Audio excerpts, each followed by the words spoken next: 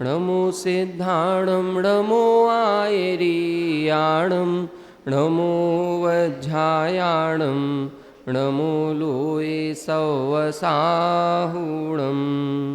सिद्धं शुद्धं पडमिय जिणिन्दवर्णेमि चन्दमकलङ्कं गुणरयणभूषणुदयं जीवस्य परुवणं बोच्छम्।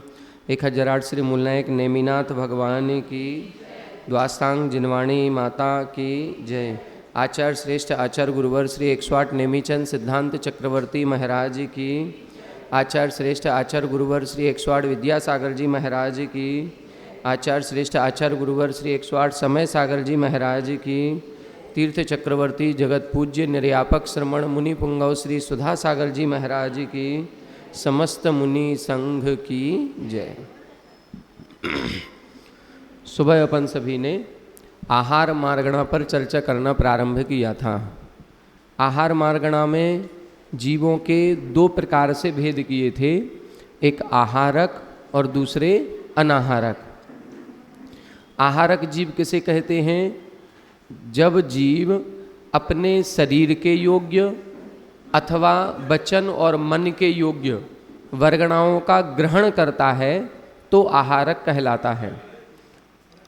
शरीर के योग्य, मन और वचन के योग्य, शरीर के योग्य वर्गणाएं आहार वर्गणाएं कहलाती हैं, अथवा औदारिक वर्गणा, वैक्रियक वर्गणा और आहारक वर्गणा, तो ये वर्गणाओं को ग्रहण करता है। अथवा भाषा वर्गणा और मनोवर्गणा, इनका ग्रहण यदि हो रहा है तो है आहारक, और यदि इनका ग्रहण नहीं हो रहा है तो है अनाहारक। अब इनका ग्रहण कितनी देर तक नहीं होगा और कब नहीं होगा, इसको अपन को समझना है। तो इन वर्गणाओं का ग्रहण जब जीव मरण करता है तो मरण के बाद जब अगली पर्याय में जाएगा तो उसके रास्ते में ये स्थिति बनती है। यदि वह अगली पर्याय को जा रहा है और सीधी गति से जा रहा है तो ये स्थिति नहीं बनेगी। सीधी गति से जाएगा तो अनाहारक अवस्था नहीं बनेगी, लेकिन यदि एक मोड़ा लेगा तो एक समय के लिए अनाहारक हो जाएगा, 2 मोड़े लेगा तो 2 समय के लिए अनाहारक होगा, और 3 मोड़े लेगा तो 3 समय के लिए अनाहारक हो जाता है। 3 मोड़े से ज़्यादा होते नहीं हैं। तो सबसे ज़्यादा अनाहारक अवस्था कितने समय की बनेगी? 3 समय की। कब बन रही है? विग्रह गति में, जो मरण के बाद होती है उस विग्रह गति में।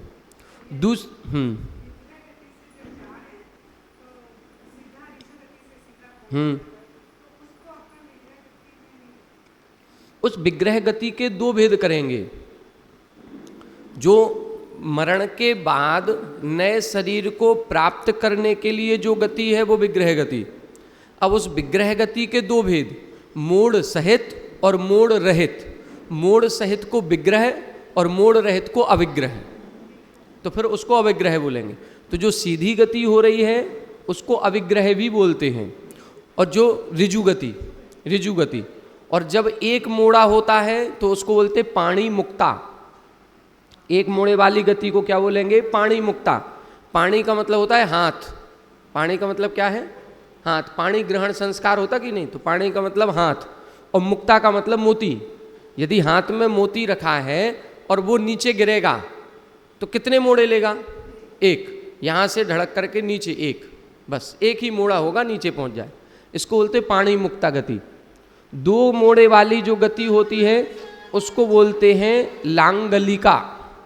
लांगल बोलते हैं जो खुरपी होती है जमीन खोदने के लिए, उस खुरपी को 2 मोड़े होते हैं। हैंडल होगा तो हैंडल से एक नीचे जा कर के वो फिर ऐसा शेप बना होगा, तो वो खुरपी जो होती है उसमें 2 मोड़े होंगे, लांगलिका।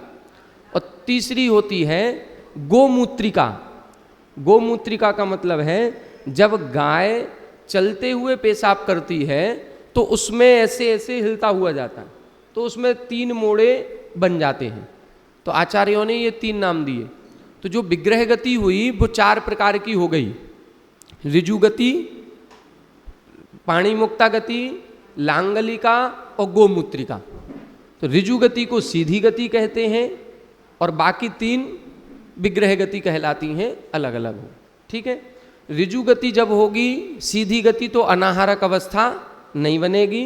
1 मोड़े वाली गति में 1 समय के लिए, 2 मोड़े वाली गति में 2 समय के लिए और 3 मोड़े वाली गति में 3 समय के लिए अनाहारक हो जाता है। इसके अलावा फिर कौन सी अवस्था बनेगी अनाहारक के लिए? तो केवली समुद्घात के समय, जब केवली भगवान हैं और केवली भगवान के आयु कर्म अंतर मुहूर्त होता है और शेष कर्मों की स्थिति अंतर मुहूर्त से ज़्यादा होती है, तो उस ज़्यादा स्थिति को अंतर मुहूर्त करने के लिए केवली समुद्घात किया जाता है। केवली समुद्घात में कितने समय लगते हैं? 8 समय। अवस्थाएं कितनी होती हैं? 4, दंड, कपाट, प्रतर और लोकपूरण। पहले दंडवत फैलेंगे, फिर कपाटवत फैलेंगे, फिर प्रतर में बात वलय को छोड़ के पूरा 3 लोक कवर करेंगे और फिर लोकपूरण में बात वलय में भी पहुंच जाएंगे। अब जैसे फैले हैं वैसे ही संकुचित होंगे, तो लोकपूरण होने के बाद वापस प्रतर, फिर कपाट, फिर दंड और फिर स्वस्थान। तो ऐसे 8 समय इसमें लगते हैं। इन 8 समयों में जो केवली समुद्घात हुआ तो आत्मा के प्रदेश बाहर फैल गए। उन बाहर फैलने से वो शेष 3 कर्मों की स्थिति फिर अंतर मुहूर्त हो जाती है। अब इसके जो 8 समय हैं, इन 8 समय में से प्रतर और लोकपूरण, ये 2 अवस्थाएं ऐसी हैं, इसमें कार्मण काय योग हो जाता है। इसमें शरीर के योग्य वर्गणाओं का ग्रहण नहीं होता। तो कितने, अब 2 अवस्थाओं में हैं तो 3 समय लगेंगे। प्रतर पहले चढ़ते समय का, और लोकपूरण, और फिर वापसी में फिर प्रतर। तो ये 3 समय हो जाएंगे, प्रतर, लोकपूरण, प्रतर। वो तो एक बार हो गया ना, उसको द्वारा से नहीं लेना। एक बार फैल गया, अब तो संकुचित होना है, तो अब सीधा प्रतर की अवस्था बनेगी। प्रतर, लोकपूरण, फिर प्रतर। तो ऐसे 3 समय के लिए अनाहारक अवस्था वहां बन जाएगी। कौन से गुण स्थान में? 13वें गुण स्थान में। ये जो केवली समुद्घात हुआ है, ये कौन से गुण स्थान में हुआ है? 13वें में।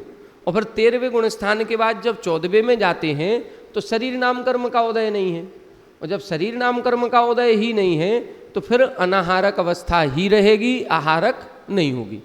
वर्गणाओं का ग्रहण ही नहीं हो रहा है। इसमें भी अपन ने परिभाषा देखी थी, शरीर नाम कर्म के उदय से 3 शरीर के योग्य वर्गणाओं का ग्रहण करना आहारक है। वहाँ शरीर नाम कर्म का उदय ही नहीं है। जब उदय नहीं है तो फिर उधर आहारक अवस्था नहीं बनेगी, अनाहारक ही रहते हैं।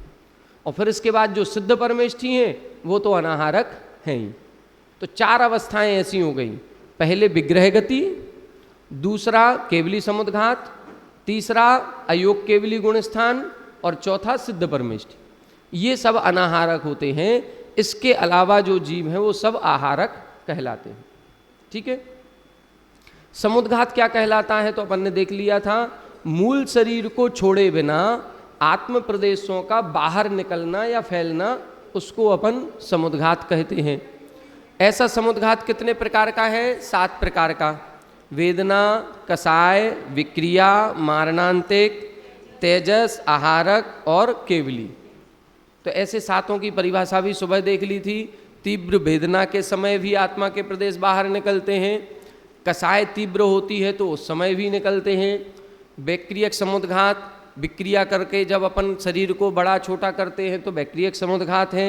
मारणांतिक समुद्घात, मरण से अंतर मुहूर्त पहले होगा। और मारणांतिक समुद्घात हो सकता है, अब जिसके अंदर ये विकलता होती है कि हम कहाँ जाएंगे मर के, उसको होगा। सब जीवों के नियम नहीं है, हो सकता है। 4 गतियों के जीवों के मारणांतिक समुद्घात हो सकता है, 4 गति के जीवों के, मनुष्यों में भी, त्रियंचों में भी, देवों में भी, नारकियों में भी। ठीक है। तेजस समुद्घात, शुभ अशुभ तेजस पुतला निकलता है, इसके बारे में चर्चा बता दी थी। और आहारक समुद्घात, मस्तक से जो आहारक रिद्धि वाले मुनिराज के पुतला निकलता है वो आहारक समुद्घात है। केवली समुद्घात बता ही दिया कि केवली भगवान के वो जो 8 समय के लिए होता है, दंड, कपाट, प्रतर, लोकपूरण, वो केवली समुद्घात।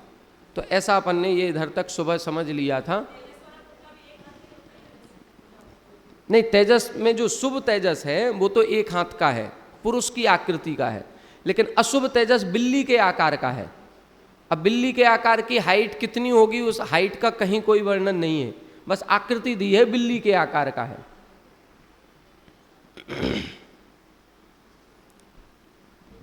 ठीक है, अब आगे देखें अपन। अब इधर इन समुद्घातों के बारे में विशेषता बता रहे हैं। एक विशेषता जो है वो बता रहे हैं, आहार मारणंतीय, आहार मारणंतीय दुगम पीणीयमेण एक दिशि गमतु, दुगम पीणीयमेण एक दिशि गमतु, दस दिशि गदाहु शेषा, दस दिशि गदाहु शेषा पंच समुग्घादया होन्ति, पंच समुग्घादया होन्ति आहार मारणंतीय दुगम पीणीयमेण एक दिशि गमतु,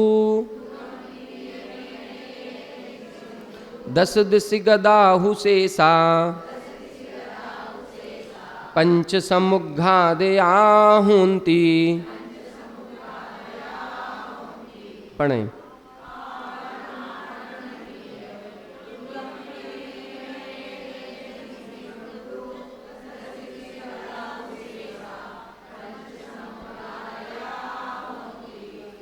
देखें इधर, अब बता रहे हैं ये जो समुद्घात होता है तो इसमें आत्मा के प्रदेश बाहर फैलते हैं। अब बाहर फैलते हैं तो कहाँ से निकलते हैं, ऊपर से ज़्यादा फैलेंगे कि नीचे से, कि साइड में, कि पीछे, कि आगे, कहाँ जाएंगे। तब इधर इन्होंने विशेषता बताई कि आहार मारणंतीय दुगम्पी, आहारक और मारणांतिक आहारक समुद्घात और मारणांतिक समुद्घात, ये दो समुद्घात ऐसे हैं कि इन दोनों में जो आत्मा के प्रदेश निकलते हैं ये एक ही दिशा में जाएंगे, ये एक ही दिशा में जाएंगे। जैसे मारणांतिक समुद्घात करना है तो मारणांतिक समुद्घात का मतलब क्या है, मरण के अंतर मुहूर्त पहले किसके होगा, जिसने आयुबंध कर लिया है, जिसने आयुबंध कर लिया और मरण के अंतर मुहूर्त पहले उसको विकलता हो रही है मैं कहाँ जाऊँगा कहाँ जाऊँगा, तो वो आत्मा के प्रदेश निकलेंगे और उस स्थान को छू करके आएंगे। अब हम मान लो यहाँ बैठे हैं और हमें मर करके यदि वहाँ जन्म लेना है तो निश्चित हो गया ना कि वहाँ जन्म लेना है, तो आत्मा के प्रदेश फिर वहीं उसी तरफ जाएंगे। तो उधर दिशा एक ही रहेगी, या तो पीछे ही जाएंगे, या आगे ही जाएंगे, या ऊपर ही जाएंगे, या नीचे ही जाएंगे। जिस तरफ जन्म लेना है उसी दिशा में जाएंगे बस, और जगह नहीं फैलेंगे, और दसों दिशाओं में नहीं फैल करके केवल एक ही दिशा में जाते हैं। इसी तरह से आहारक समुद्घात है। आहारक समुद्घात के समय जो आहारक पुतला निकलता है वो टारगेट करके निकाला जाता है, वो निकाला जाता है बुद्धिपूर्वक। अब वो क्यों निकाला जाता है, इसके दो तीन कारण लिखे हैं। सबसे पहला कारण लिखा है कि यदि किसी मुनिराज को तीर्थ वंदना करने का विकल्प आ रहा है, वो यहाँ मध्यलोक में यहाँ बैठे हैं और यदि उनको विकल्प आ रहा है कि हमें पंचमेरु की वंदना करनी, सुमेरु पर्वत की, तो अब वो सुमेरु पर्वत की वंदना करने इधर से तो जाएंगे नहीं, तो वो आहारक पुतला निकालेंगे। अब वो सुमेरु पर्वत के किस तरफ बैठे हैं, जिस तरफ बैठे होंगे, अब हमारे हम या मान लो इस तरफ मुंह करके बैठे, सुमेरु पर्वत कहाँ है, इस तरफ है कि इस तरफ है कि इस तरफ है, जिस तरफ होगा वो आत्मा के प्रदेश उसी तरफ जाएंगे एक ही दिशा में, क्योंकि टारगेट ही एक है।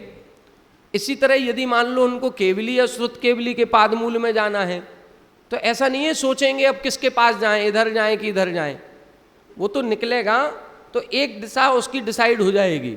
जिस तरफ भी वो केवली या श्रुत केवली होंगे वो केवल उसी दिशा में जाएंगे।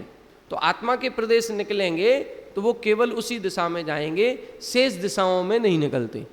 तो ये दो समुद्घात ऐसे हैं जिसमें आत्मा के प्रदेश निकलेंगे तो वो एक ही दिशा में कहीं जाएंगे।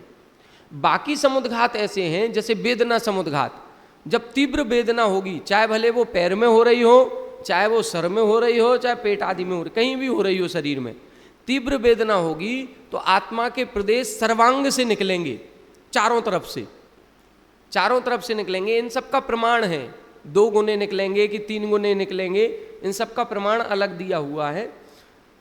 तो 3 गुने मान लो निकले तो वो चारों तरफ से निकलेंगे। इसी तरह कसाय समुद्घात में भी यदि आत्मा के प्रदेश निकलेंगे तो वो चारों तरफ से निकलेंगे। जो पुतला तेजस पुतला निकला है वो भी 10 दिशाओं में, मतलब 9/12 योजन के क्षेत्र को नष्ट करना है तो वो बिल्कुल पूरा नष्ट करेगा। बैक्टीरिया समुद्घात है तो उसमें भी कितना भी मान लो इस शरीर को बड़ा किया तो चारों तरफ से बड़ा करेंगे। एक दिशा में भी जाएंगे तो हो सकता है कि एक शरीर इधर चला गया और एक शरीर इधर चला गया। देव हैं, कई शरीर बना लिए, तो उनके आत्मा के प्रदेश जो हैं बैक्टीरिया समुद्घात वो भी कई दिशा में हो सकता है। तो ऐसे इन्होंने निश्चित कर दिया कि जो 2 समुद्घात हैं, एक मारणांतिक और एक आहारक, इसमें जब आत्मा के प्रदेश निकलेंगे तो एक ही दिशा में जाएंगे। बाकी जो समुद्घात हैं 5 समुद्घात, उनमें 10 दिशाओं में आत्मा के प्रदेश निकलते। क्या लिखा? आहार मारणंतीय दुगंपी, आहारक समुद्घात और मारणांतिक समुद्घात ये दोनों भी नियमेण एक दिशिगम, नियम से एक दिशा में ही इसमें आत्मा के प्रदेश बाहर निकलते हैं। 10 दिशी गदाहु शेषा, 10 दिशी गता मतलब 10 दिशाओं में जाते हैं। किसके? शेषा 5 समुद्घादिया, जो शेष 5 समुद्घात बचे हैं उनमें 10 दिशाओं में आत्मा के प्रदेश निकलते हैं। ठीक है, ये विशेषता हो गई। कौन कौन से 2 समुद्घात? आहारक और मारणांतिक। ठीक, अब इधर देखें, आहारक और अनाहारक का काल बता रहे हैं। आहारक अवस्था बनेगी तो कितनी देर की बनेगी, और अनाहारक अवस्था बनेगी तो कितनी देर की बनेगी। अनाहारक अवस्था का तो देख ही लिया अपन ने, विग्रह गति में होगा तो 1 समय के लिए, 2 समय के लिए अथवा 3 समय के लिए। केवली समुद्घात होगा तो 3 समय के लिए। अयोग केवली गुण स्थान होगा तो अंतर्मुहूर्त, और सिद्धों के है तो अनंत काल तक। बस यही है। अब देखो इसमें क्या बता रहे हैं। अंगुल असंख्य भागो, अंगुल असंख्य भागो, कालो आहार यस्य ओ कस्सो, कालो आहार यस्य ओ कस्सो, कम्मम्मि अणाहारो, कम्मम्मि अणाहारो, उक्कस्सं तिन्निसम याहु, उक्कस्सं तिन्निसम याहु, अंगुल असंख्य भागो, कालो आहार यस्य ओ कस्सो, कम्मम्मि अणाहारो, उक्कस्सं तिन्निसम याहु। पढ़ें।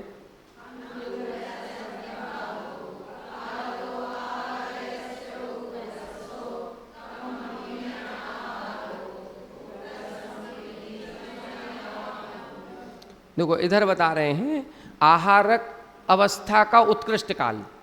अब आहारक अवस्था कितनी बन सकती है उत्कृष्ट से? मान लो कोई देव है, मान लो कोई देव, तो देव जन्म स्थान पर पहुंची वो आत्मा और उसने शरीर पर्याप्ति पूर्ण की, तो जैसे ही पर्याप्तियों का प्रारंभ हुआ आहारक अवस्था बन गई। अब वो कब तक आहारक रहेगा? जब तक उसका मरण नहीं होगा। तो 33 सागर पर्यंत तक लगातार आहारक अवस्था रह सकती है, एक ही पर्याय की, एक ही पर्याय की। ऐसे ही नार की है, यहाँ से मरण हुआ, नरकों में जा रहे हैं तो अनाहारक अवस्था बन गई बीच में विग्रह गति में, और विग्रह गति के बाद जैसे ही जन्म स्थान पर पहुँचे और पहुँचते ही वर्गणाएं ग्रहण करना शुरू हो गया। तो पहुँचते ही शुरू हुआ, अब वहाँ से आहारक अवस्था बनी तो पूरे 33 सागर तक रहेगी, पूरे जीवन भर 33 सागर तक वो आहारक रहेगा। ये एक भाव की अपेक्षा। अथवा अन्य दृष्टि लगाएं तो आहारक अवस्था लगातार कितनी हो सकती है? अब लगातार में यह है कि जैसे कोई नारकी है, नारकी की 33 सागर तक हो गई, अब नारकी मरण करके आएगा मध्यलोक में। अब जब मध्यलोक में उसको आना है तो वो कैसी गति से आ रहा है? ऋजु गति से आ रहा है कि एक मोड़ा लेकर के आ रहा है कि दो मोड़ा लेकर के आ रहा है? यदि वो एक या दो मोड़ा लेकर के आएगा तो बीच में अनाहारक अवस्था बन जाएगी, और यदि ऋजु गति से आया तो आहारक अनाहारक बनेगी नहीं। ऋजु गति से आया और इधर मान लो मनुष्य बनना उसको, और मान लो ऋजु गति से आकर के मनुष्य बन गया तो 33 सागर वो और ये मनुष्य की जितनी आयु होगी ये इतनी और जुड़ जाएगी। ये लगातार आहारक का काल हो गया। तो ऐसे अनेक भव भी यदि होते हैं, इसका काल दिया हुआ है, हमको अभी याद नहीं आ रहा, सर्वार सिद्धि पढ़ेंगे तो उसमें आहारक और अनाहारक का ये काल दिया होगा कि आहारक का उत्कृष्ट काल कितना। सामान्य से अपन जो देख रहे हैं वो इसमें लिखा है अंगुल असंख्य भागु, अंगुल के असंख्यात में भाग प्रमाण। अंगुल के असंख्यात में भाग का क्या मतलब? कौन सा अंगुल लिया है इधर? सुच्य अंगुल। आहारक का उत्कृष्ट काल सुच्य अंगुल के असंख्यात में भाग प्रमाण है। सुच्य अंगुल जानते हैं आप लोग क्या होता? सुच्य अंगुल हमने आपको पहले जब अलौकिक गणित पढ़ाई थी, उसने जिन्होंने वीडियो देखे होंगे उनको पता होगा। एक होता है आत्मांगुल, एक होता है उत्सेधांगुल, एक होता है प्रमाणांगुल। प्रमाणांगुल क्या कहलाता है? जो भरत चक्रवर्ती हैं 500 धनुष की अवगाहना, उन 500 धनुष की अवगाहना वाले जीव का जो अंगुल है ये, वो कहलाता है प्रमाणांगुल, वो कहलाएगा प्रमाणांगुल। और उसमें 500 का भाग लगाएंगे तो एक धनुष की अवगाहना आएगी। तो एक धनुष की अवगाहना वाले जीव का जो अंगुल है उसको बोलते उत्सेधांगुल, वो उत्सेधांगुल, और वो प्रमाणांगुल। उत्सेधांगुल को ही अपन एक तरह से प्रमाणांगुल को ही सुच्यंगुल बोलते हैं। जो 500 धनुष की अवगाहना वाला है वो प्रमाणांगुल में अब 3 तरह के अंगुल बनते हैं, एक सुच्यंगुल, एक प्रतरांगुल, एक घनांगुल। तो सुच्यंगुल में क्या होगा? जो 500 धनुष की अवगाहना है उनका एक अंगुल कितना बड़ा होगा? अंदाज से लगाएं अपन। जैसे मान लो एक धनुष की अवगाहना अपनी है तो हमारा एक अंगुल कितना मान लें? ये 1 इंच मान लें, माना कि 1 इंच। तो एक धनुष में 1 इंच, तो 500 धनुष में 500 इंच का होगा वो। 500 इंच का मतलब कितना हो गया? एक 12 फीट में 12 इंच का 1 फीट होता है, 12 इंच का 1 फीट। अब 500 में 12 का भाग लगाओ, लगभग 42 फीट के समथिंग आएगा। 42 फीट मोटा इतना एक अंगुल हो रहा है उनका, 42 फीट का 3-4 माले का मकान बन जाए अपना, इतना बड़ा एक अंगुल। अब उसकी एक रेखा मात्र लेनी है, एक प्रदेश चौड़ी पंक्ति 42 फीट की खींच लें, उसमें जितने प्रदेश आएंगे उसको बोलते हैं सुच्यंगुल। उसमें जितने प्रदेश आएंगे, अब उन प्रदेशों की संख्या कितनी होगी? असंख्यातों। अब उन असंख्यातों प्रदेशों में उस असंख्यात का भाग लगाएं, क्योंकि सुच्यंगुल का असंख्य भाग करना है। तो जो प्रमाण निकलेगा उतने समय प्रमाण, उतने समय लगाना है। अभी तो अपन प्रदेश लगा, उतने समय प्रमाण आहारक का उत्कृष्ट काल है।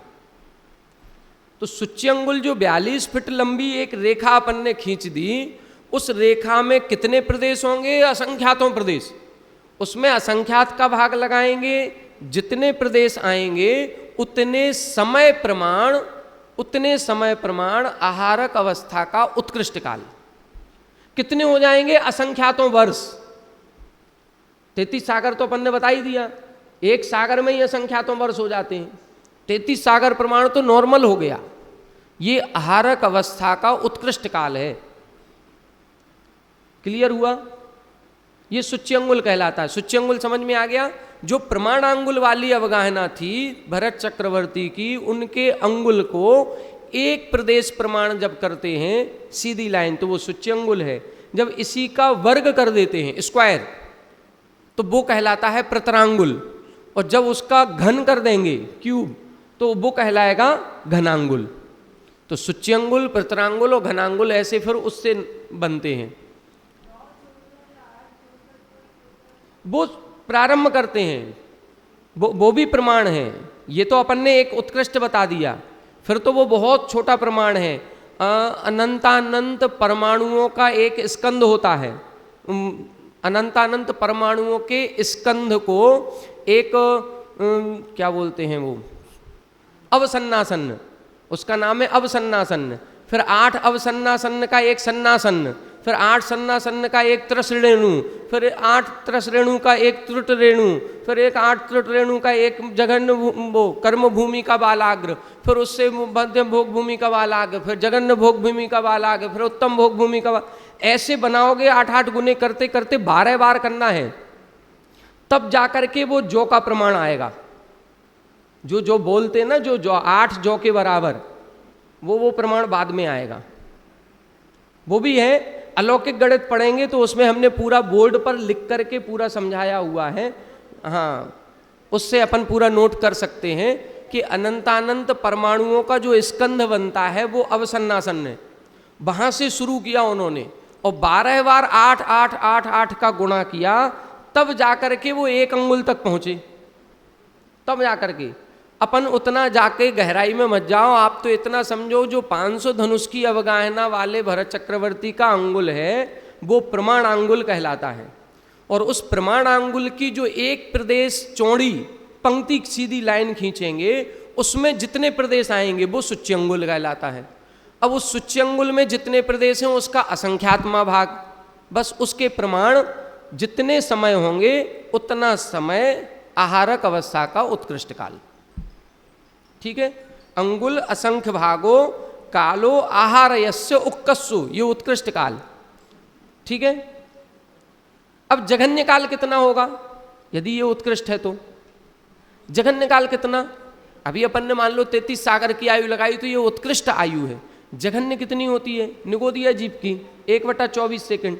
तो एक श्वास में 18 बार जन्म मरण करने वाले जीव के तो एक भाव प्रमाण, बस उस 18 बार जो जन्म मरण हो रहा है तो एक भाव जितना होगा, एक भाव जितना होगा उसमें 3 समय कम कर दो विग्रह गति वाले, क्योंकि 3 समय तो अनाहारक है, तो वो 3 समय कम एक क्षुद्र भाव प्रमाण, ये जघन्य काल निकलेगा।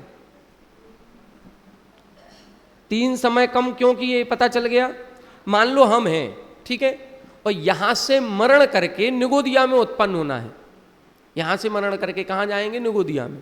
या कोई एक निगोदिया ही को मान लो, एक निगोदिया, अपन जो 3 लोग का नक्शा बनाते हैं तो नक्शे में इधर का निष्कुट क्षेत्र और यहाँ का निष्कुट क्षेत्र अपोजिट साइड के, जब एक अपोजिट साइड के निष्कुट क्षेत्र से यहाँ वाले से लेके और यहाँ पर उत्पन्न होता है तो 3 मोड़े होते हैं, और 3 मोड़े होंगे तो 3 समय के लिए अनाहारक होगा। जैसे यहाँ कोई निगोदिया था और उसने मरण किया, मरण करते ही अगले भाव की आयु शुरू हो गई। अब वो जो शुरू हुई तो उसमें वो 3 मोड़े लेके जा रहा है, तो 3 समय तक तो अनाहारक है, 3 समय तक तो अनाहारक है। वो उधर पहुंचते ही आहारक हुआ और उसकी आयु कितनी है? 1/24 सेकंड की। वो बस 1/24 सेकंड तक जीवित रहा, मर गया, अब फिर विग्रह गति बनेगी। तो उसकी आयु में से जो क्षुद्र भाव की आयु है उसमें से 3 समय कम कर देंगे, उतना आहारक निकलेगा जघन्य काल। जघन्य काल निकालना, सबसे छोटी स्थिति कब बनेगी आहारक की? जब एक 3 मोड़े के साथ अपन उत्पन्न हुए और मर गए, तो वो आहारक का सबसे छोटा भाव, सबसे छोटा भाव उसी का निकलेगा। क्षुद्र का मतलब सबसे छोटा, इसीलिए इसमें देखो लिखा होगा जघन्य काल क्षुद्र भाव श्वास के 18वें भाग प्रमाण, वो एक श्वास में 8-10 बार, उसमें भी वो 3 समय कम हो जाएंगे क्योंकि वो 3 समय तक तो अनाहारक है। ठीक है, ये एक जीव की अपेक्षा इन्होंने इधर कथन किया है। बाकी और क्या लिखा? कम्मम्मी अनाहारो उक्कसम तिन्नी समयाहु। अनाहारक का कितना निकलेगा? तो अनाहारक का जघन्य काल 1 समय, उत्कृष्ट काल कम्मम्मी कार्मण काय योग की अपेक्षा 3 समय। अनाहारक अवस्था कितनी जगह बनती है? कार्मण काय योग में भी बनेगी, केवली समुद्घात में भी बनेगी, 14वें गुण स्थान में भी बनेगी, सिद्धों के भी बनेगी। तो उत्कृष्ट काल किसका माने? अब अलग अलग अपेक्षाएं लगानी पड़ेंगी। विग्रह गति की अपेक्षा लगाएंगे तो जघन्य 1 समय, उत्कृष्ट 3 समय। केवली समुद्घात की अपेक्षा लगाएंगे तो जघन्य उत्कृष्ट का भेद नहीं है, 3 समय के लिए बनेगी। 14वें गुण स्थान की लगाएंगे तो अंतर्मुहूर्त कहेंगे, उधर भी जघन्य उत्कृष्ट का भेद नहीं, उधर तो अनाहारक है तो है पूरे गुण स्थान के काल पर्यंत। और सिद्धों में तो अनंत काल के लिए अनाहारक हो गया। तो ये अपन को लगाना हो। इन्होंने इसीलिए लिख दिया कम्मम्मी, कार्मण काय योग में अनाहारक अवस्था उक्कसम 3 समया। कार्मण काय योग में जो बनाएंगे वो उत्कृष्ट से 3 समय। ठीक है, अरिहंत परमेश ठीक है। देखो अरिहंत अवस्था जो है उसमें पूरे जीवन भर वो आहारक ही है। अरिहंत में जो 13वें गुण स्थान में है, जब केवली समुद्घात करेंगे तो 3 समय के लिए अनाहारक हो जाएंगे, बाकी तो आहारक ही है। और यदि मान लो कोई केवली ऐसे हैं जो केवली समुद्घात कर ही नहीं रहे हैं, नहीं करेंगे तो उनके कोई अनाहारक अवस्था नहीं बनेगी, वो आहारक ही चलती रहेगी। केवली समुद्घात करना जरूरी नहीं है, केवली समुद्घात जरूरी नहीं है। जिन केवली भगवान के आयु अंतर मुहूर्त बचे वो शेष कर्म ज्यादा हैं वो करते हैं, और जिनके बराबर पहले से ही है वो नहीं करते। केवली 8 समय, केवली समुद्घात में केवल 8 समय लगने हैं बस। अंतर्मुहूर्त अयोग केवली का, अयोग केवली जो 14वां गुण स्थान है, उस 14वें गुण स्थान का जो काल है वो अंतर्मुहूर्त कहा गया। ठीक है, हाँ।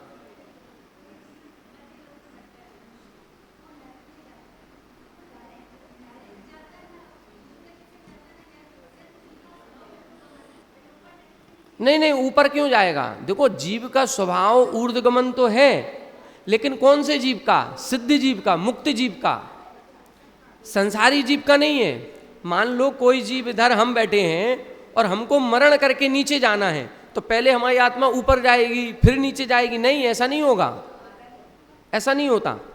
वो तो उन जीवों का ऊर्ध्वगमन होता है जो जीवों के कर्मबंध छूट जाता है, तो स्वभाव की अपेक्षा से फिर वो ऊर्ध्वगमन करते हैं। ठीक है, तो जीव का स्वभाव ऊर्ध्वगमन है, लेकिन कौन से? शुद्ध जीव का, शुद्ध जीव का। अच्छा एक चीज बताओ, एक चीज बताओ, सुनो सुनो, जो ऊपर बात वलय है, ठीक है, सबसे ऊपर तनु बात वलय, जहां सिद्ध परमेष्ठी जाते हैं तो उनके सर टकरा जाते, फिर उसके ऊपर से अलोकाकाश हो गया। वहां कोई निगोदिया जीव है बिल्कुल किनारे पर। अब वो निगोदिया जीव मरेगा तो वो कहां जाएगा? वो ऊपर जाएगा क्या पहले? अरे अलोकाकाश में थोड़ी जाएगा। तो फिर ऊर्ध्वगमन तो स्वभाव है, ऊर्ध्वगमन स्वभाव है तो फिर उसको भी जाना चाहिए ऊपर। कैसे जाएगा फिर? नहीं है, ऊर्ध्वगमन स्वभाव तो है, लेकिन मुक्त जीव का। जैसे ही हम यहाँ पर कोई भी मुनिराज अपना केवल ज्ञान प्राप्त करते हैं, मोहिनी कर्म और 3 घातीय कर्मों को नष्ट करते हैं, नष्ट करते ही ऊपर जाएंगे। कितना ऊपर जाएंगे?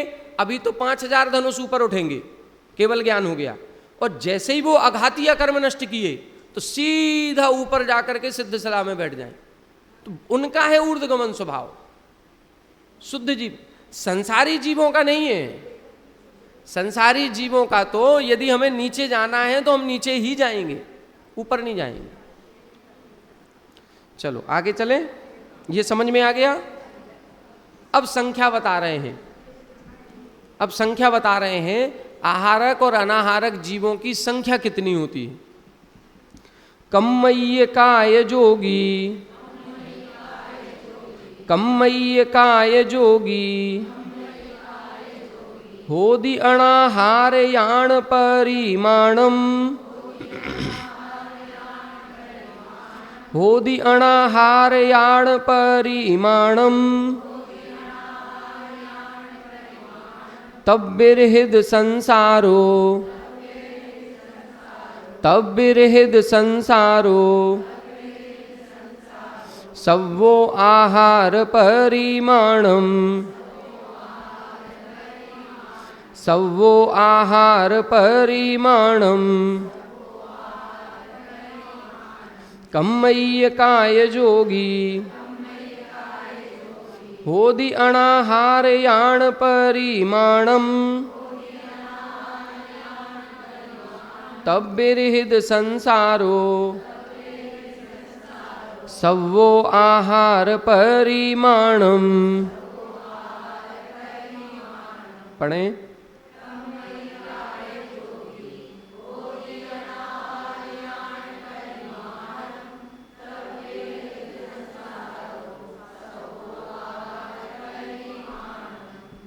अब देखो इधर बता रहे हैं आहारक जीव कितने और अनाहारक जीव कितने।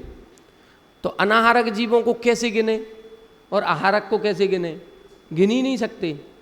तो इन्होंने एक सबसे सरल तरीका बनाया कि अनाहारक अवस्था कब कब बनती है, कार्मण काय योग में। विग्रह गति में बनेगी तो भी कार्मण काय योग है, केवली समुद्घात में बनेगी तो भी कार्मण काय योग है। ठीक है, तो कार्मण काय योग में ही जब अनाहारक अवस्था बन रही है तो कम्मय्य काय जोगी होदि अनाहार्य परिमाणम, जितने कार्मण काय योगी जीव हैं वो सब अनाहारक कहलाते हैं। तो कार्मण काय योगी जीवों की जितनी संख्या है उतनी अनाहारकों की संख्या है। सिद्धों को क्यों नहीं लिया, सिद्धों को तो लेना ही नहीं है, संसारी जीवों की बात है। अयोग केवली को क्यों नहीं लिया, तो अयोग केवली अनाहारक तो है, तो अनाहारकों में अयोग केवली को क्यों नहीं जोड़ा। नहीं, कार्मण का अयोग तो नहीं है लेकिन वो अनाहारक तो है। तो अयोग केवली गुण स्थान में 598 जीव होते कि नहीं होते, तो इनको ये गाथा में लिखना चाहिए। कम्मय्य काय जोगी अयोगी, ये शब्द दोनों को मिला करके लिखनी चाहिए, क्यों नहीं लिखी। किसका,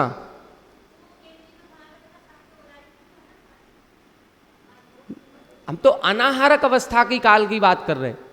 अनाहारक अवस्था के जीवों की संख्या कितनी, तो अयोगी को इसीलिए नहीं लिखा क्योंकि जब आहारक की अपन ने परिभाषा बनाई है तो आहारक की परिभाषा में लिखा शरीर नाम कर्म के उदय से जो होता है वो आहारक, अयोगियों के होते ही नहीं है तो उनको ग्रहण करने की बात ही नहीं है। जब उनके है ही नहीं तो हम उनको ग्रहण नहीं करेंगे, अयोगियों को छोड़ दो।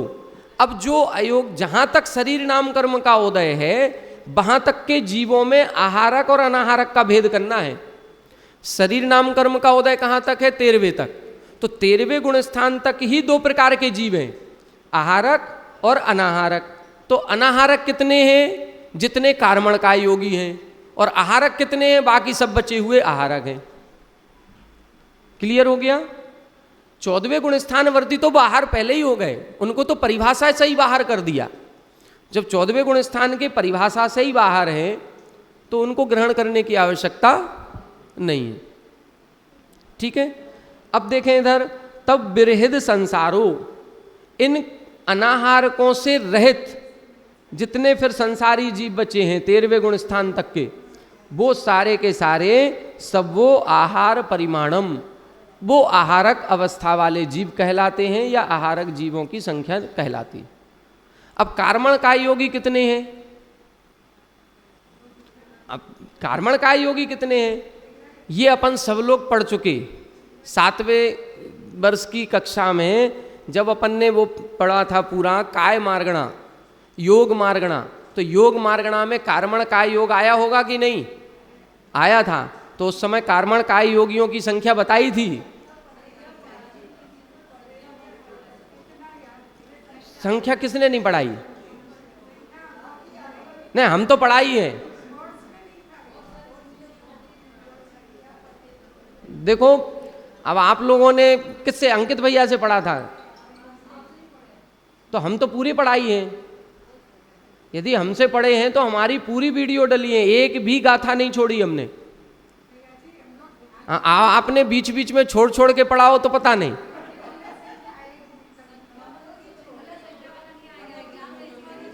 तो ये किसी ने आपको कह दिया होगा, तो आपने पढ़ा नहीं कि संख्या वाला नहीं आएगा।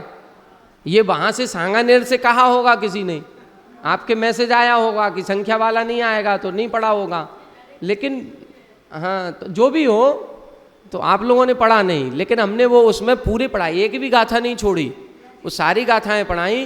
कार्मण काय योगी कितने हैं? अनंतानंत। कार्मण काय योगियों की संख्या जब देखेंगे उस योग मार्गणा में, अनंतानंत जीव कहे हैं। अब अनंतानंत जीव कार्मण काय योगी का मतलब, विग्रह गति में जब कार्मण काय योग है तो अनंतानंत जीव विग्रह गति में बने हुए हैं।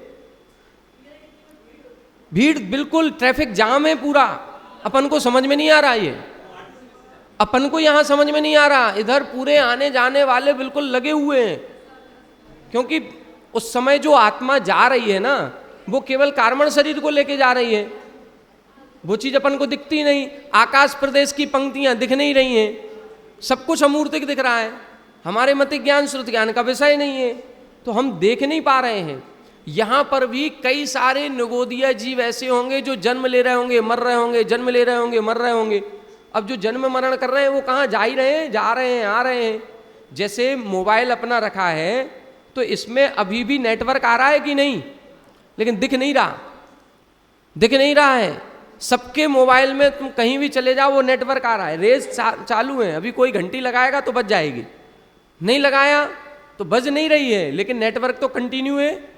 ऐसा ही है कि इधर कंटिन्यू चल रहे हैं। अनंतानंत जीवों को विग्रह गति में कहा गया, विग्रह गति में अनंतानंत जीव है। अभी कहीं कोई व्यक्ति मान लो एक आलू उबाल रहा होगा, तो अनंतानंत जीव एक ही आलू में है, वो मर गए कि नहीं, तो वो विग्रह गति में जाएंगे कि नहीं जाएंगे? जाएंगे, आएंगे। अनंतानंत जीवों का जन्म मरण एक साथ हो रहा है, तो कई सारे ये विग्रह गति में बने हुए। कहीं भी नीचे नरकों से भी जो मध्यलोक में जीव हैं ये ज्यादा मरण कर रहे हैं। देखो, देवों में जो जीव हैं, स्वर्गों की अपेक्षा, गति की अपेक्षा बात करें तो देवों में तो असंख्यात जीव हैं, नरकों में भी असंख्यात जीव हैं। लेकिन वो जो प्रदेश हैं, 7 राजू का ऊर्ध्वलोक है, तो क्या 7 राजू के ऊर्ध्वलोक में केवल देव ही देव हैं? 5 स्थावर पूरे हैं, 5 स्थावर सब जगह भरे पड़े हैं। 7 नरकों में क्या केवल नारकी ही है? नहीं है, वहां पर भी 5 स्थावर हैं। तो 5 स्थावरों का आना जाना चल रहा है पूरा, बिल्कुल ऊपर से नीचे। हो सकता है कोई नीचे के बात वलय में निगो दिया है और वो मरण करके ऊपर के बात वलय में जा रहा है, 14 राजू गमन कर रहा है वो, तो वो कितनी स्पीड में जा रहा होगा। यदि सीधी गति कर रहा है, सीधी गति कर रहा है तो एक समय में 14 राजू गमन करेगा।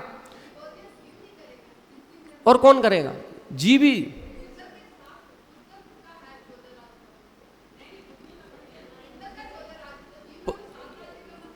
तो यहां नहीं, जीव का भी जाएगा पुद्गल, उसके साथ कार्मण शरीर भी तो है।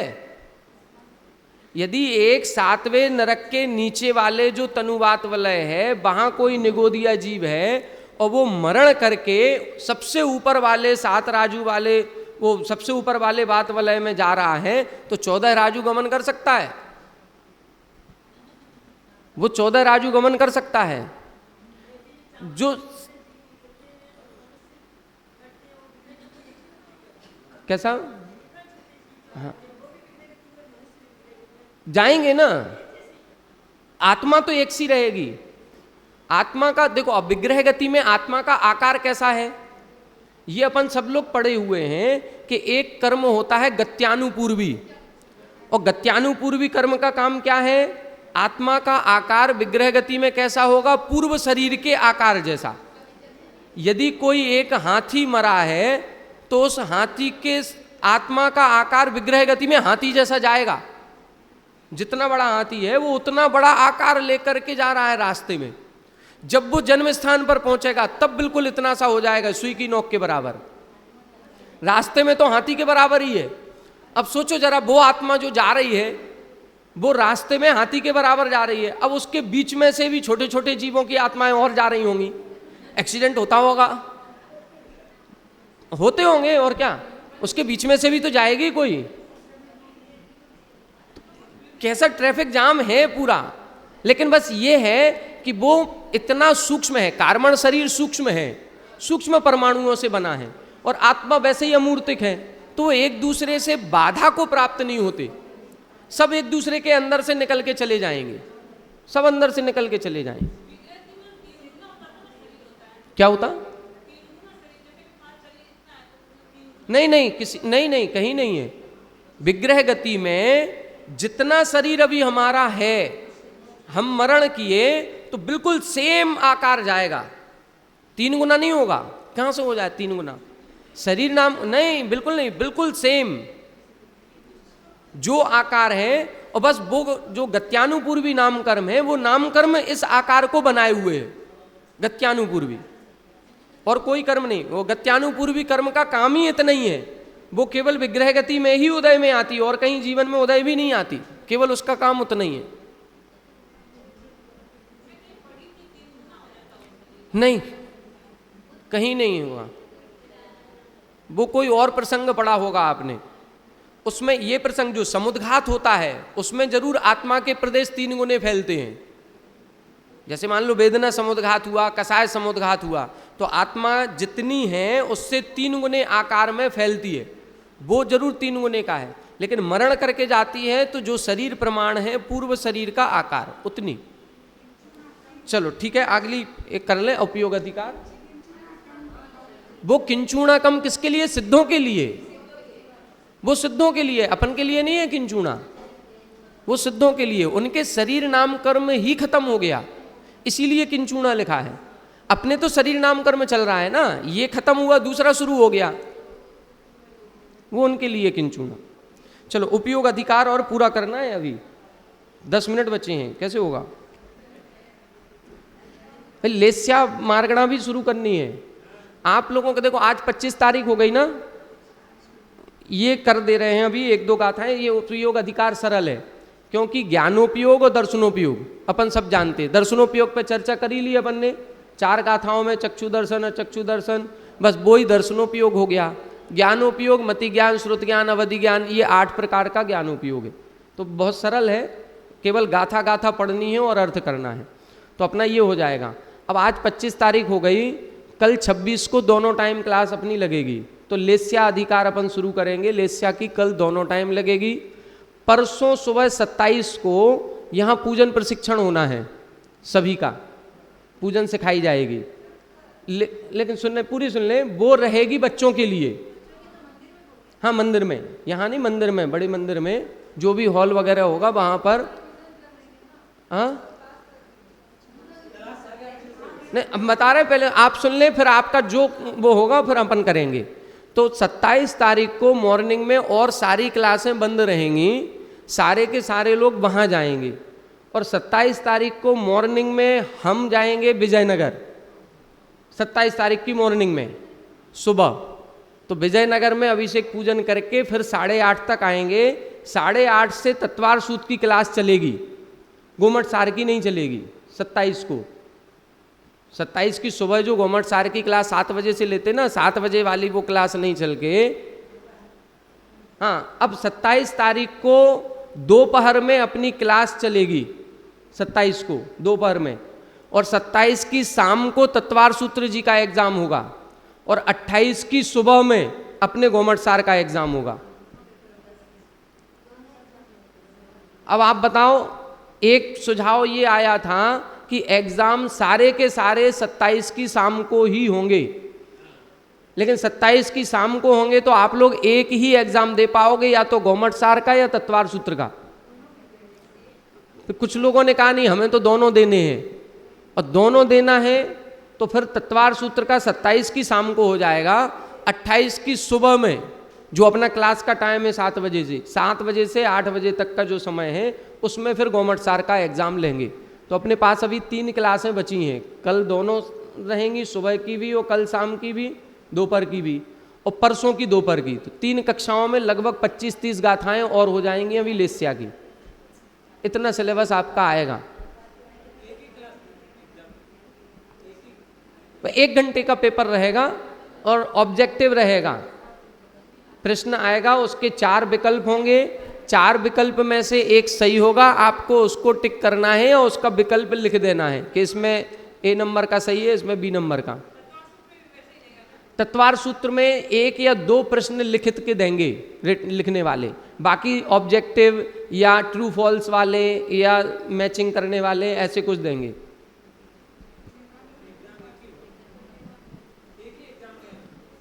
अब ये इन्हीं लोगों में से कहा किसी ने कि हमें दोनों देना है, इसका भी देना है और उसका भी, हम दोनों क्लासें पढ़ रहे हैं। तो हमने फिर 28 की सुबह कहा कि फिर 28 की सुबह ले लेंगे गवर्नमेंट सार का,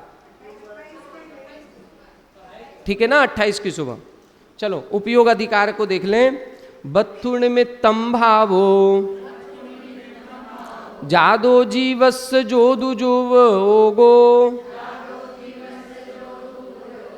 जादो जीवस्य जोदुव जोगो सोदु विहोणायब्बो सायारो चेवणायारो बत्थु निमित्तम भावो जादो जीवस्य जोदुव जोगो सोदु विहोणायब्बो सायारो चेवणायारो। पढ़ें।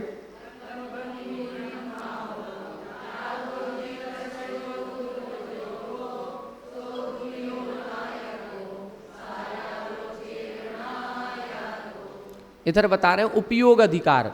उपयोग अपन जानते हैं आत्मा के जानने और देखने की शक्ति को उपयोग कहते हैं। अब वो शक्ति 2 प्रकार की, एक जानने की शक्ति उसको ज्ञानोपयोग, एक देखने वाली शक्ति, देखने का मतलब सामान्य प्रतिभास, उसकी जो शक्ति है उसको दर्शनोपयोग कहते हैं।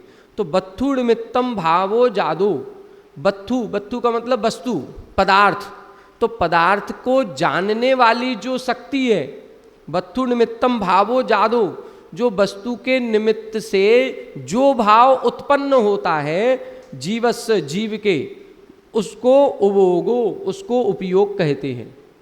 कोई पदार्थ है और उस पदार्थ को जानने का जो भाव उत्पन्न हुआ है, जानना या दर्शन करना, सामान्य प्रतिभास या विशेष ज्ञान, उसका जो भाव उत्पन्न हुआ है उसी को उपयोग कहते हैं। वह उपयोग सो दुविहोणायब्बो, वह 2 प्रकार का जानना चाहिए, सायारो चेवणायारो, साकार उपयोग और अनाकार उपयोग। ज्ञान को साकार उपयोग कहते हैं, दर्शन को निराकार उपयोग कहते हैं। ठीक है, आगे देखें। णाणम पंच विहंपिय, णाणम पंच विहंपिय अन्नाणतियं च सागरोव जोगो, अन्नाणतियं च सागरोव जोगो चदुदंसण मणगारो, चदुदंसण मणगारो सव्वे तल्लक्षणा जीवा, सव्वे तल्लक्षणा जीवा। पढ़ें ना।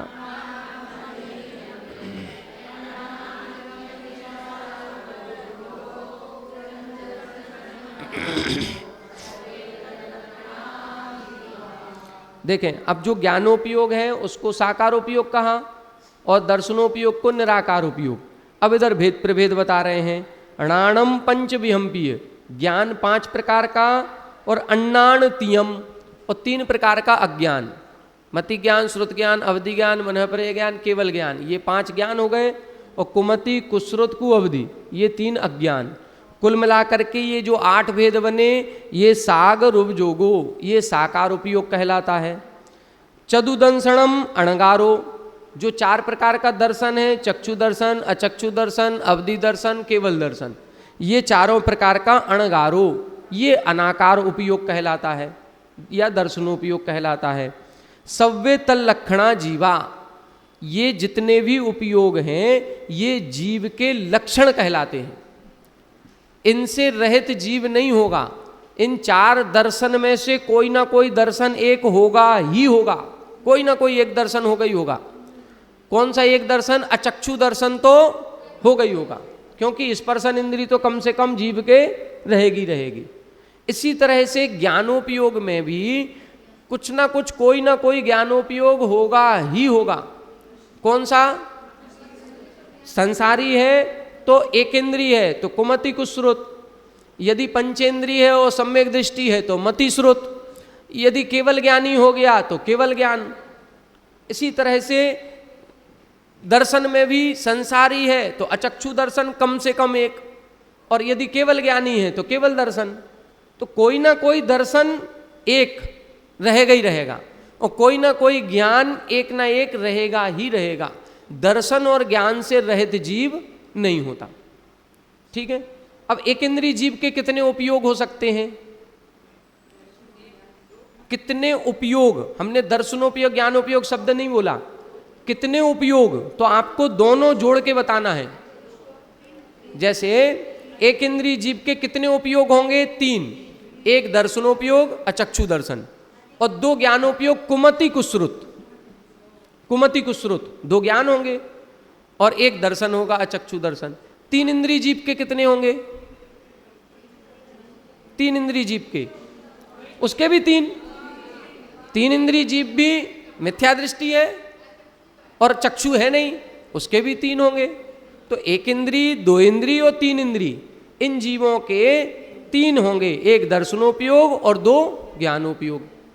यदि 4 इंद्रिय जीव है तो कितने होंगे?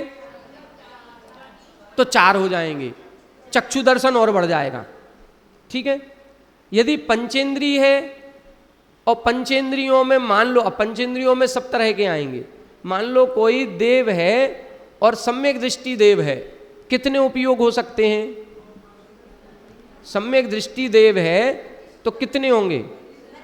मति श्रुत अवधि, और चक्षु अचक्षु और अवधि, 3 दर्शन हो जाएंगे और 3 ज्ञान हो जाएंगे, 6 हो जाएंगे। यदि हम पूछें, हम सम्यक दृष्टि और मिथ्या दृष्टि का भेद नहीं करें, हम तो ये कहें कि देवों के कितने उपयोग हो सकते हैं।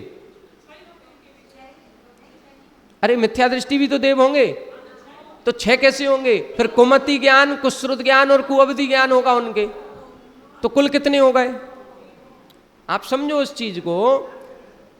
यदि हम ये पूछ रहे हैं देवों में कितने उपयोग हो सकते हैं, एक की बात नहीं कर रहे हैं, देवों में कितने उपयोग हो सकते हैं, तो जो मिथ्या दृष्टि देव होगा उसके चक्षु अचक्षु अवधि दर्शन हो गया और कुमति कुश्रुत को अवधि होगा। जो सम्यक दृष्टि होगा उसके चक्षु अचक्षु अवधि होगा और मति श्रुत अवधि होगा। हम तो सब टोटल मिला के पूछ रहे हैं देवों के कितने हो सकते, तो 9। हम सब, अरे हम तो सब मिला करके देवों में कितने 9 हो जाएंगे ना।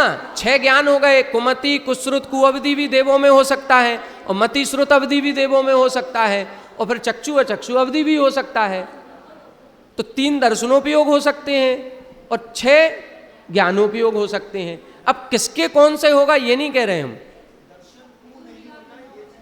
हाँ, दर्शन को नहीं होता है वो तो ठीक है, नारकियों में भी 9 हो जाएंगे। यदि हम केवल इतना पूछ रहे हैं नारकियों के कितने उपयोग हो सकते हैं, तो हम पूरे 9 बोलेंगे। और यदि हम ये पूछें कोई मिथ्या दृष्टि नारकी है उसके कितने होंगे, या सम्यक दृष्टि नारकी है उसके कितने होंगे, तो फिर अपन को वो देखना पड़ेगा। मनुष्यों में कितने हो सकते, मनुष्यों में कितने हो सकते, अधिकतम अधिकतम कितने हो सकते? कम से कम कितने, अधिकतम। यदि कोई मुनिराज है, अब समझो इसको, यदि कोई मुनिराज है और मनः परय ज्ञानी मुनिराज हैं, अवधि ज्ञान भी उनको है, तो मति ज्ञान भी है, श्रुत ज्ञान भी है, अवधि ज्ञान भी है, मनः परय ज्ञान भी, तो 4 तो ज्ञान हो जाएंगे उनके। और चक्षु दर्शन भी होगा, अचक्षु दर्शन भी होगा, अवधि दर्शन भी होगा, तो 7 हो गए एक जीव के। यदि एक मनुष्य कोई अवधि ज्ञानी मनः परय ज्ञानी मुनिराज है, तो यदि केवल मनः परय ज्ञान है, अवधि ज्ञान नहीं है, तो कितने होंगे? अरे केवल मनः परय ज्ञान है, अवधि ज्ञान नहीं है,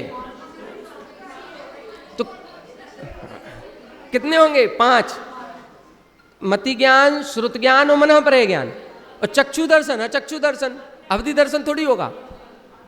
ठीक है, ये अब आपको पेपर में पूछेंगे तो आपको दिमाग लगाना है किस चीज का पूछ रहे। यदि मान लो कोई केवल ज्ञानी है, उनके कितने उपयोग हो सकते हैं? 2, एक केवल ज्ञान और एक केवल दर्शन, बाकी थोड़ी होंगे।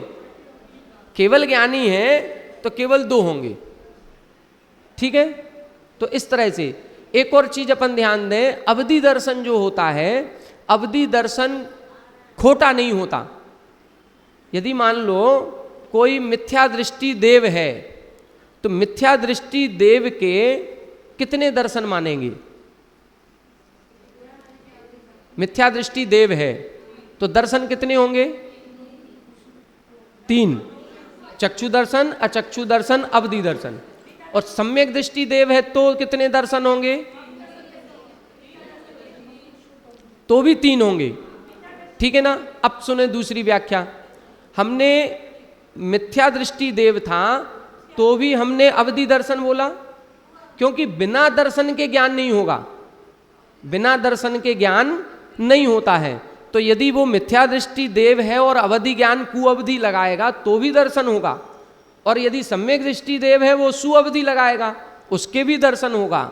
लेकिन दर्शन कभी कुदर्शन नहीं होता, बस इतना ध्यान रखना है। अब ये नहीं करेंगे कि इधर कुअवधि दर्शन और इधर सुअवधि दर्शन, दर्शन तो दर्शन होगा। ज्ञान तो खोटा और सच्चा हो सकता है, दर्शन खोटा सच्चा नहीं होता, दर्शन तो सच्चा ही होता है।